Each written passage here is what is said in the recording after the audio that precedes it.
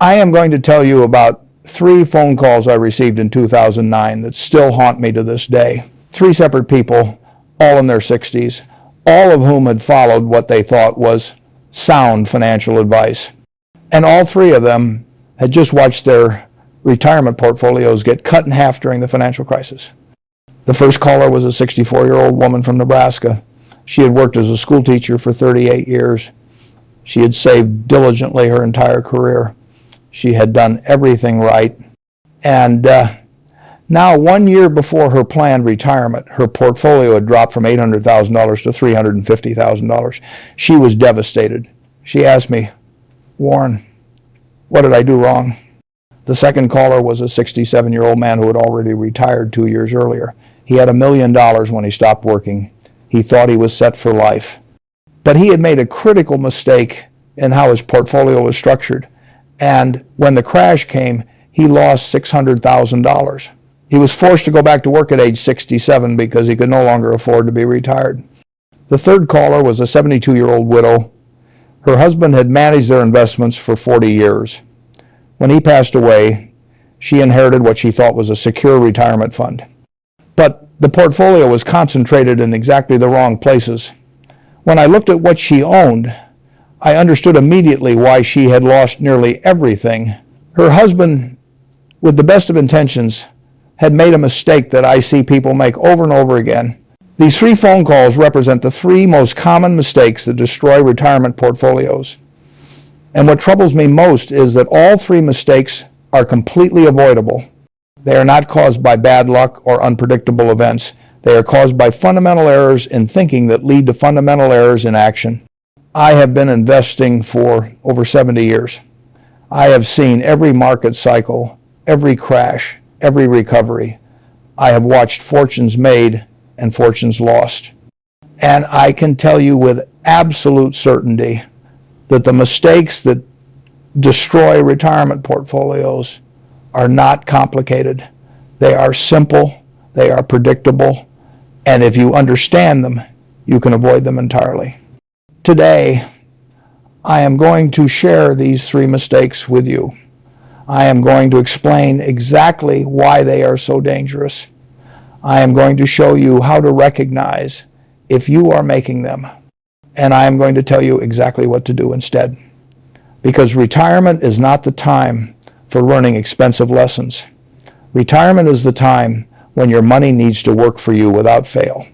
Let me start with the first mistake, because it is the one I see most often, and it is the one that destroyed that 64-year-old school teacher's retirement dreams. The first mistake that destroys retirement portfolios is taking too much risk too close to retirement. This sounds obvious when I say it out loud, but you would be shocked at how many people make this exact error. They have spent 30 or 40 years building their retirement savings, and then in the final years before retirement, they take on enormous risk that can wipe out decades of careful saving. Here is what typically happens. Someone in their late 50s or early 60s looks at their retirement portfolio and realizes they have not saved enough. Maybe they got a late start. Maybe they had unexpected expenses along the way. Maybe they just did not prioritize saving when they were younger. Whatever the reason, they are behind where they need to be. So they make a fateful decision. They decide to take on more risk to try to catch up. They load up on aggressive growth stocks. They concentrate their portfolio in whatever sector is hot at the moment. They tell themselves that they need higher returns, so they need to take bigger risks. And for a while, it might even work. The market goes up, their portfolio grows, and they feel like geniuses. But here is the problem. When you are young, you have time to recover from market downturns. If the market crashes when you are 35, you have 30 years of earnings ahead of you. You can keep contributing to your retirement accounts. You can buy more shares at lower prices. You can wait for the recovery. Time is on your side. When you are 64, 1 year from retirement, you do not have that luxury. A 50% decline in your portfolio is not a temporary setback. It is a catastrophe. You do not have 30 years to recover. You have 1 year. Or maybe you are already retired and you have no more earnings coming in at all. A major decline at that point can permanently impair your retirement. Let me show you the math, because the math is what makes this so devastating. Let us say you have $1 million saved for retirement at age 64. You need that $1 million to generate income for the next 30 years. You are planning to withdraw 4% per year, which is $40,000, to supplement your Social Security. Now, let us say the market crashes and your portfolio drops 50% down to $500,000. Suddenly, 4% of your portfolio is only $20,000. You have lost half your retirement income overnight, and here's the cruel part. To get back to $1 million, you do not need a 50% gain. You need a 100% gain. Your portfolio needs to double just to get back to where you started. How long does it take for a portfolio to double? At 7% annual returns, it takes about 10 years. But you do not have 10 years. You are 64. You were supposed to retire next year. And now you are looking at working until you are 74 just to get back to even. That is, if the market cooperates and gives you 10 years of steady gains with no more crashes. This is exactly what happened to that school teacher from Nebraska. She had been invested conservatively for most of her career. But in 2006, she read an article about how bonds were yielding almost nothing and stocks were the only way to get decent returns. She moved almost her entire portfolio into stocks right at the peak of the market. 2 years later, she had lost more than half of everything she had saved. The solution to this mistake is something called a glide path. As you approach retirement, you should gradually reduce the risk in your portfolio. Not eliminate risk entirely, but reduce it systematically. When you are in your 30s and 40s, you can afford to have 80 or 90% of your portfolio in stocks. But as you move into your 50s and 60s, that percentage should come down. By the time you are 5 years from retirement, you should have at least 5 years of living expenses in stable investments that will not decline significantly in a market crash. Treasury bills, short-term bonds, certificates of deposit, these are not exciting investments. They will not make you rich, but they will be there when you need them, regardless of what the stock market does. This does not mean you should have no stocks in retirement. That would be the opposite mistake, which I will talk about in a moment. But it does mean that the money you need in the near term should be protected from market volatility. You need to separate your portfolio into buckets. The money you need in the next few years should be safe.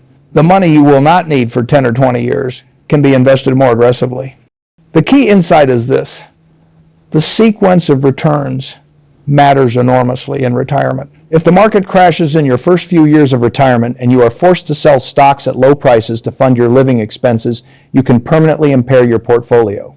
This is called sequence of returns risk, and it is one of the most underappreciated dangers facing retirees. But if you have several years of living expenses in stable investments, you never have to sell stocks at the worst possible time. You can ride out the crash, let your stocks recover, and then replenish your stable bucket when prices are higher. This simple strategy can mean the difference between a comfortable retirement and running out of money. Now, let me tell you about the second mistake, because it is almost the opposite of the first one, and it is just as destructive. This is the mistake that 67-year-old man made, the one who had to go back to work because his retirement portfolio failed him.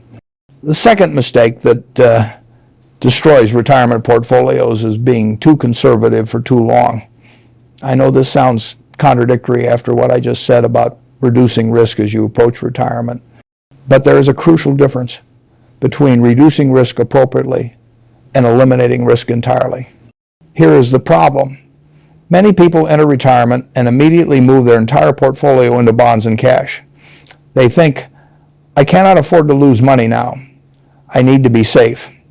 And so they sell all their stocks and put everything into fixed income investments that feel secure. This strategy might have worked 50 years ago when life expectancies were shorter and bond yields were higher. But today, it is a recipe for slowly going broke. Let me explain why. First, people are living much longer than they used to. When Social Security was created in the 1930s, the average life expectancy was around 63 years old. Today, if you reach age 65, you have a very good chance of living into your 80s or 90s. A married couple at age 65 has about a 50% chance that at least one of them will live past 90. That means your retirement portfolio might need to last 25 or 30 years. maybe longer. And over that time period, you need your money to grow, not just preserve itself. Because of the second problem, inflation. Inflation is the silent killer of retirement portfolios. Even at a modest 3% annual inflation rate, the purchasing power of your money is cut in half every 24 years. If you retire at 65 with $1 million and that money does not grow, it will only buy half as much stuff by the time you are 89. Think about what things cost 25 years ago. A gallon of gas was about $1. A loaf of bread was under $1. Healthcare costs were a fraction of what they are today. Now imagine trying to live on a fixed income that was set based on 1999 prices. You would be struggling to afford basic necessities. This is why a portfolio that is 100% in bonds and cash is actually quite risky for a retiree. Yes, the dollar value of your portfolio will be stable, but the purchasing power of those dollars will steadily erode. You will find yourself able to afford less and less each year, and if you live a long time, you may run out of money entirely. The man who called me in 2009 had made this exact mistake. When he retired at 65 with $1 million, he immediately moved everything into bonds and money market funds. He was earning about 4%, which gave him $40,000 per year in income. Combined with his Social Security, he thought he was set, but then the financial crisis hit. Interest rates collapsed. Suddenly his safe investments were yielding almost nothing. His income dropped from $40,000 to less than $10,000, and because he had no stocks, he had no way to participate in the recovery that followed. His portfolio just sat there earning almost nothing while inflation slowly ate away at his purchasing power.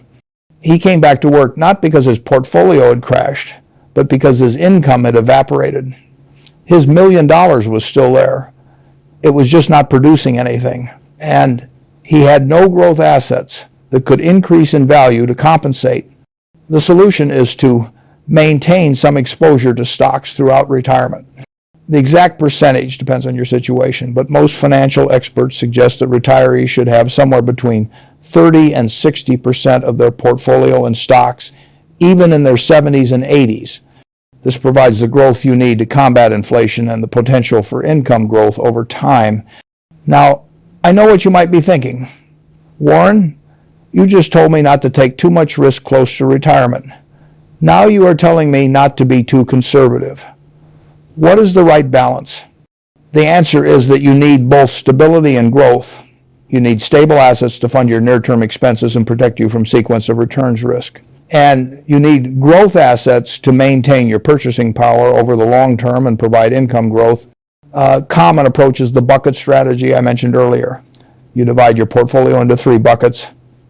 The first bucket holds 2 to 3 years of living expenses in cash and short-term bonds. This is your safety net.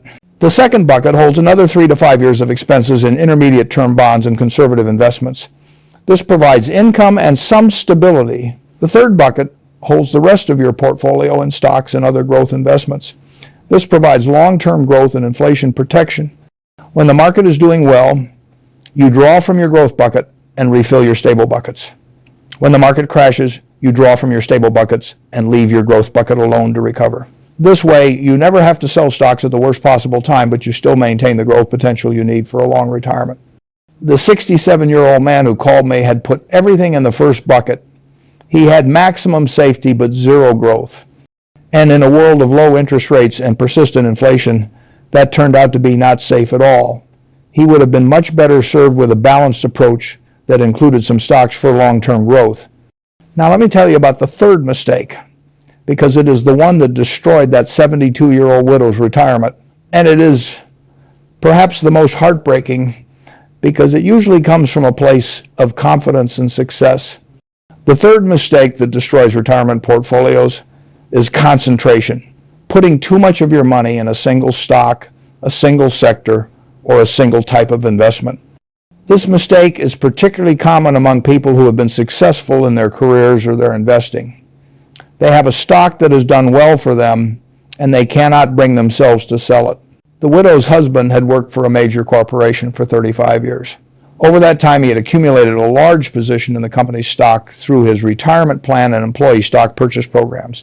The stock had done wonderfully over the decades. It had made them wealthy, at least on paper, and he believed in the company deeply. He had devoted his career to it. He trusted it completely. So when he retired, he kept the stock, all of it. He did not diversify. He did not sell any shares. His entire retirement, more than $2 million, was tied up in this one company. When his wife asked if they should sell some and diversify, he said no. He knew this company. He trusted this company. Why would he sell a winner? Then the company got into trouble. It was not fraud or scandal. It was just business. New competitors emerged. Technology changed. Management made some bad decisions. The stock price started to decline. 20%, 30%, 50%. By the time the husband passed away and the widow inherited the portfolio, it was worth less than $400,000. More than 80% of their retirement savings had evaporated because it was all in one stock. I have seen this story play out hundreds of times.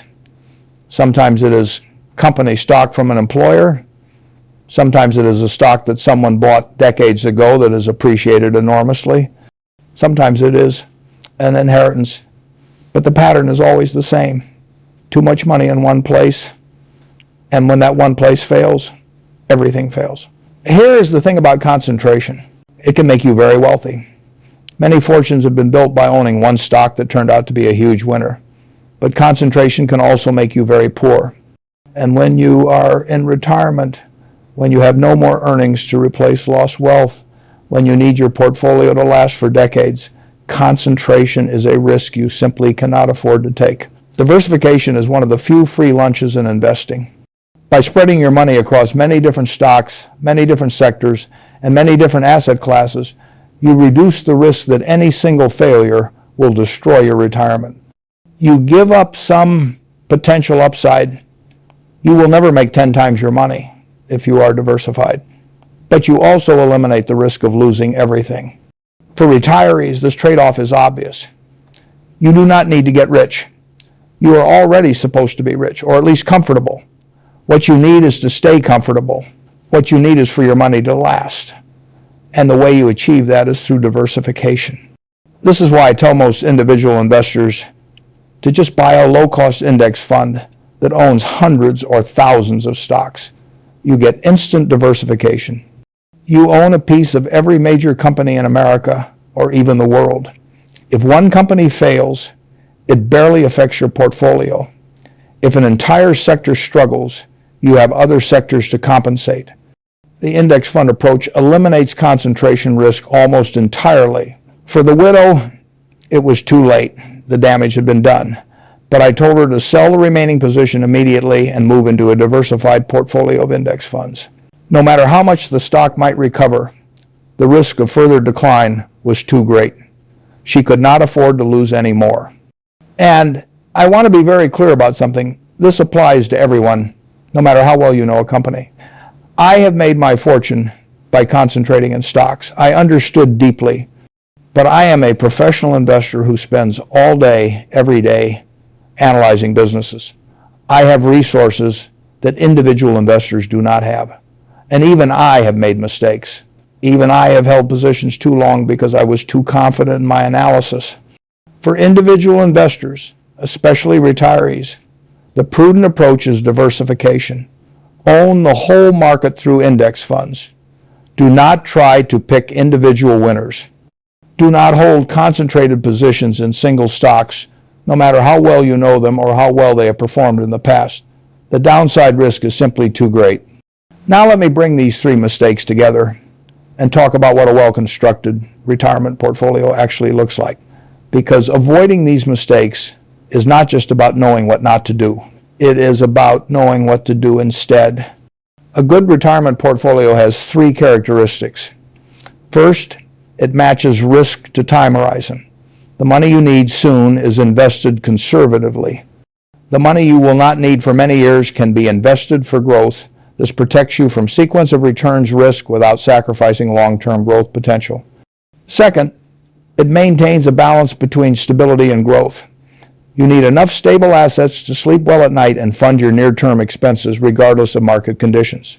But you also need enough growth assets to maintain your purchasing power over a retirement that could last 30 years or more. The exact balance depends on your situation, but very few retirees should be 100% in either stocks or bonds. Third, it is diversified. No single stock, no single sector, no single asset class should represent more than a small fraction of your total portfolio. If any one investment could destroy your retirement by failing, you have too much concentration. The easiest way to achieve diversification is through low-cost index funds that own hundreds or thousands of underlying investments. Let me give you a concrete example of how this might look. Imagine a 65-year-old couple retiring with $1 million in savings. They plan to withdraw $40,000 per year, or 4%, to supplement their Social Security income. They expect to live another 25 to 30 years. Their portfolio might be structured like this. First, they put $100,000, about 2.5 years of expenses, in cash and short-term treasury bills. This is their emergency fund and their near-term spending money. No matter what the market does, they know they can fund their lifestyle for the next 2 to 3 years without selling any investments. Second, they put $200,000 in a diversified bond fund. This provides income and stability, and they can fund another 5 years of expenses if needed. They now have about 7 years of expenses in stable assets that will not decline dramatically in a market crash. Third, they put the remaining $700,000 in a diversified stock index fund, like a total stock market fund or an S&P 500 fund. This is their growth engine. Over time, this portion of the portfolio will grow and provide the inflation protection they need for a long retirement. Each year, they draw their $40,000 from the cash bucket. When the stock market is up, they sell some stocks to replenish the cash bucket. When the stock market is down, they draw from the bond bucket and leave the stocks alone to recover. This simple system ensures they never have to sell stocks at low prices while maintaining the growth potential they need. As they age and their time horizon shortens, they might gradually shift more money from stocks to bonds. By their 80s, they might have 50% in stocks instead of 70%. But they never go to 0% stocks because they need that growth potential as long as they are alive. This is not a complicated strategy. It does not require stock picking or market timing or sophisticated financial analysis. It just requires understanding the 3 mistakes that destroy retirement portfolios and structuring your investments to avoid them. Let me share one more story before I close, because I think it illustrates the power of getting this right. A few years after those 3 devastating phone calls in 2009, I received a different kind of call. This one was from a 70-year-old man who had been retired for 5 years. He had also lived through the financial crisis. But his experience had been completely different. He told me that during the crash, his portfolio had declined by about 25%. Not pleasant, but manageable. He had continued withdrawing his regular income throughout the crisis because he had enough in cash and bonds to fund several years of expenses without selling stocks. He never panicked. He never had to go back to work. He just kept living his life. When the market recovered, his portfolio came back stronger than ever. By the time he called me, he actually had more money than when he retired, even after 5 years of withdrawals. He was not worried about running out of money. He was thinking about what to leave to his grandchildren. The difference between him and the 3 callers from 2009 was not luck. It was not that he was smarter or had better information. It was simply that he had structured his portfolio correctly. He had avoided the 3 mistakes that destroy retirement portfolios. He had matched his risks to his time horizon, maintained a balance between stability and growth, and diversified his investments. That is all it took. Retirement should be a time of security and enjoyment, not anxiety and fear. You have worked for decades to accumulate your savings. You deserve to spend those savings on a comfortable retirement without worrying that a market crash or a bad investment decision will destroy everything you have built. The 3 mistakes I have described today, taking too much risk, too close to retirement, being too conservative for too long, and concentrating too much in any single investment, these are the enemies of a secure retirement. They destroy portfolios. They force people back to work. They turn golden years into years of stress and struggle, but these mistakes are avoidable. If you understand them, if you structure your portfolio to protect against them, if you maintain the discipline to stick with your plan even when markets are volatile, you can have a retirement that is secure, comfortable, and worry-free. Match your risk to your time horizon. Maintain a balance between stability and growth. Diversify your investments. These three principles are simple, they are boring, they will not make you rich overnight, but they will protect your retirement from the mistakes that destroy so many others. That school teacher from Nebraska, the man who had to go back to work at 67, the widow who lost 80% of her savings, none of them had to suffer those fates. Their mistakes were avoidable, and your mistakes are avoidable too. Let me expand on something I mentioned earlier, because I think it deserves more attention. The psychology behind these mistakes is just as important as the mechanics. Understanding why people make these errors can help you avoid making them yourself. The first mistake, taking too much risk close to retirement, usually comes from a place of panic. People realize they are behind in their savings and they feel desperate to catch up. This desperation leads them to take risks they would never take under normal circumstances. They are driven by fear, the fear of not having enough, and that fear causes them to make decisions that dramatically increase the chances of not having enough. I have seen this pattern in investing for decades. Fear and greed are the two emotions that drive most investment mistakes. In this case, it is the fear of a retirement shortfall that drives people to take excessive risk. The irony is that by trying to avoid a bad outcome, they dramatically increase the probability of a worse outcome. A portfolio that is behind schedule but invested conservatively will still provide some retirement income. A portfolio that is decimated by a market crash because it was too aggressively invested might provide almost nothing. If you find yourself feeling panicked about your retirement savings, resist the urge to swing for the fences. Instead, consider other options. Can you work a few extra years? Can you reduce your expected retirement expenses? Can you find part-time work in retirement to supplement your income? These approaches are much safer than taking on excessive investment risk when you cannot afford to lose. The second mistake, being too conservative for too long, usually comes from a different emotional place. It comes from the relief of reaching retirement combined with fear of losing what you have accumulated. After decades of saving and investing, you finally have your nest egg. The last thing you want is to see it shrink. So you put everything in safe investments and breathe a sigh of relief. This feeling is completely understandable. I am not criticizing anyone who feels this way. But you have to understand that this emotional response, while natural, can lead to a decision that is mathematically unwise. Inflation does not care about your feelings. It will erode your purchasing power whether you're emotionally prepared for it or not. The only way to combat inflation over long retirement is to maintain some exposure to assets that grow over time, which means stocks. The challenge is finding a balance between emotional comfort and mathematical necessity. The bucket strategy I described helps with this. When you know that you have several years of expenses in safe investments, you can tolerate the volatility of having stocks in your portfolio. You know that no matter what happens in the market, you are fine for the next 5 or 7 years. That knowledge provides emotional comfort while still allowing you to maintain the growth potential you need. The third mistake, concentration, usually comes from success. This is what makes it so insidious. The people who make this mistake are often people who have done well. They have a stock that has appreciated enormously. They feel smart and confident. They know this company. They trust this company. Why would they sell something that has worked so well? This confidence is dangerous precisely because it is based on past success.